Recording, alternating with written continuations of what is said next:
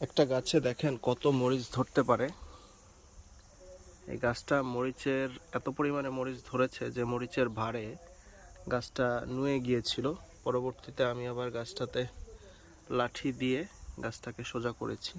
মানে এর নিচের দিকে যা আছে সবই হচ্ছে মরিচ। এখানে ছোট একটা গাছ, এত ছোট একটা গাছ কিন্তু গাছটাতে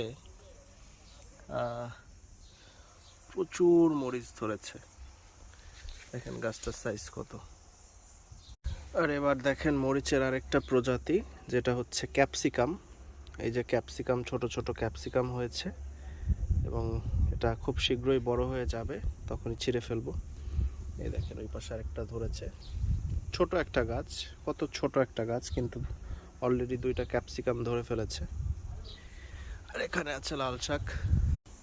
আর এই যে এখানে প্রচুর পরিমাণে ধনিয়া পাতা, এগুলো হচ্ছে সব ধনিয়া পাতা এখানে।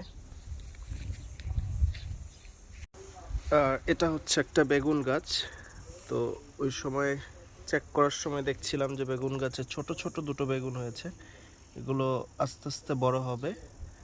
তো ছোট একটা বেগুন গাছ, অলরেডি ফুলও এসেছে। আর ওখানে তো অলরেডি তিনটা বেগুন ধরেছে, ছোট গাছ একটা। আর এই যে এটা হচ্ছে গিয়ে আপনার, এটা হচ্ছে গিয়ে খিরাই, এটা শশা না, এটা খিরাই। এটা এখন ছিঁড়ে ফেলি। নিউজিল্যান্ডে যেখানে যা খাইবেন একই গল্প।